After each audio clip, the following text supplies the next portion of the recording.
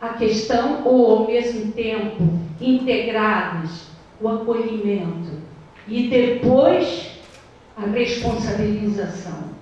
Se nós tivermos esses 3 eixos integrados, eu acredito que a gente vai construir um projeto muito importante. E nesse aspecto, aqui na PR1, estaremos todos à disposição para ajudar a construir. Muito obrigada.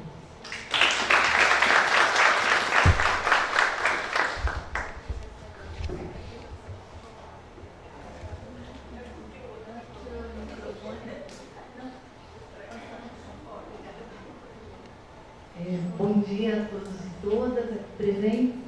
Eu sou uma mulher branca, de cabelos castanhos, na altura dos ombros. Estou usando uma blusa preta, um colarzinho e uns brincos. E estou aqui hoje para falar um pouco desse movimento tão importante. Queria cumprimentar a mesa, o professor Medronho, reitor, a professora Maria Fernanda, nossa pró-reitora de graduação, professora Kátia Walter, ouvidora-geral da UFRJ, Denise Góes, a nossa superintendente da ESAASA, a Letícia, que está aqui hoje representando o DCE, e o professor Vantuil, que está aqui representando o nosso Centro de Filosofia e Ciências Humanas, que está nos recebendo nessa casa. Queria também agradecer a presença de todos e todas que estão aqui, e agradecer às professoras Ângela Bretas, ouvidora da mulher, e a professora Kátia, pelo convite para essa mesa tão importante.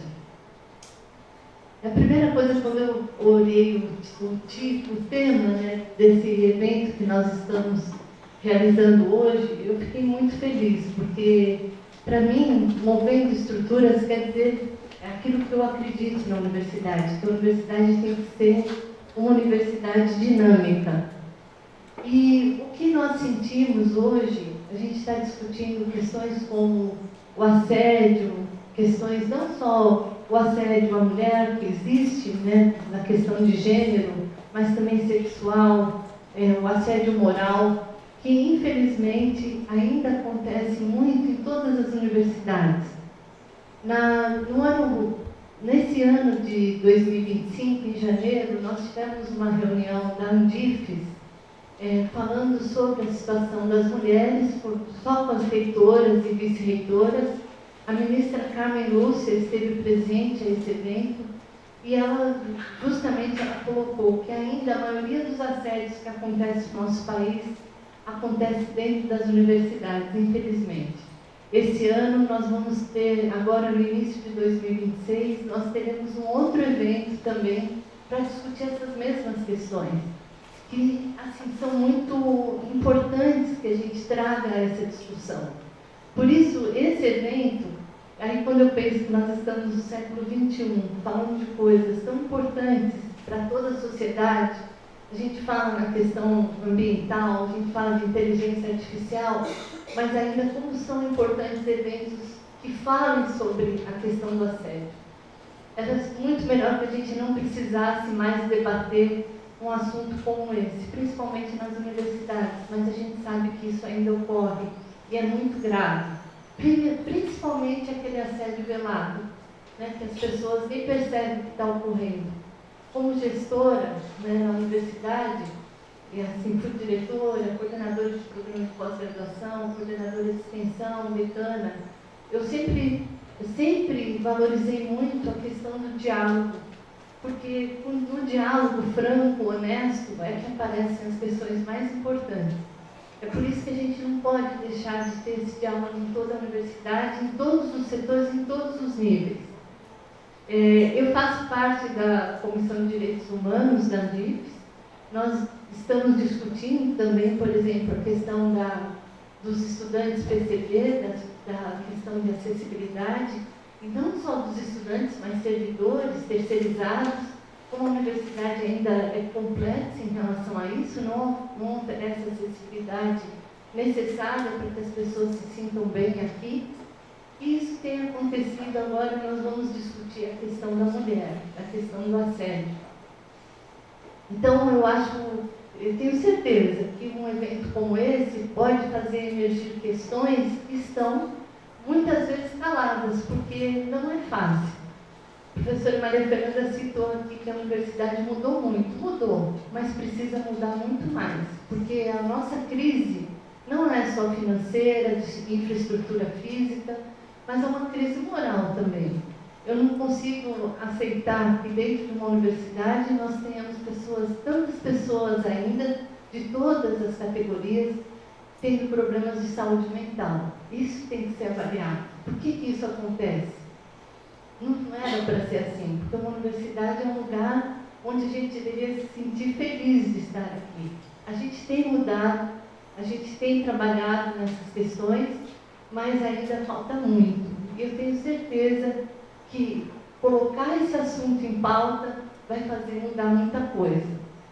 Por exemplo, eu estava conversando com a Aline, né, ela me disse, da ouvidoria, ela me disse que talvez já no concurso entre um tema como esse em questões dos nossos concursos para servidores.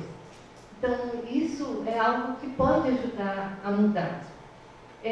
Assim, só antes de encerrar, quando eu fui gestora do Instituto de Química, ainda nós não tínhamos a SGADA, a gente não tinha a questão das ações afirmativas, a questão da política estudantil ainda era muito frágil na universidade. Nós criamos lá no DIC, né, que era o Núcleo de Diversidade do Instituto de Química, porque nós começamos a receber estudantes trans. A gente não sabia como lidar, muita gente nem conhecia, nem sabia o que era. Nós também criamos o Psique, que é um programa relacionado à saúde mental no Instituto de Química, e isso evoluiu e continua funcionando muito bem. Hoje nós temos várias ações da universidade que cuidam das pessoas, porque a gente sabe que isso é muito importante, porque a gente precisa discutir para poder mudar, e a gente precisa colocar assuntos como esses em pauta para que as pessoas possam discutir sem medo, sem receios e com um diálogo franco e honesto que nós temos. Então, mais uma vez, Kátia, Ângela, eu queria agradecer a participação nesse evento. Eu tenho certeza que o fato dele estar no YouTube pode ajudar muito a gente divulgar. É importante que a gente divulgue as questões escritas, colocadas aqui na mesa, né? Eu vi, nós temos muitas pessoas importantes daqui, dentro da estrutura da universidade, fora dela, que vão participar desse evento, e eu tenho certeza que nós vamos avançar um pouco mais. Mas não podemos nos calar nunca, porque a universidade tem que ser um lugar do diálogo e da franqueza e da honestidade, não só na área de ensino, pesquisa e extensão, mas na questão do bem-estar humano. Muito obrigada.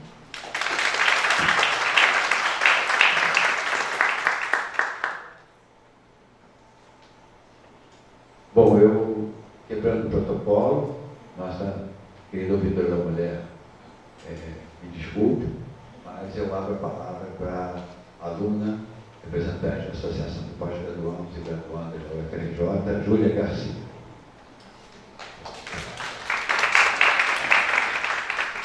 Oi, pessoal, bom dia, desculpa pelo atraso, mas Rio de Janeiro de manhã é complicado. Queria agradecer a todo mundo pela presença, que está compondo essa mesa, principalmente pela Kátia.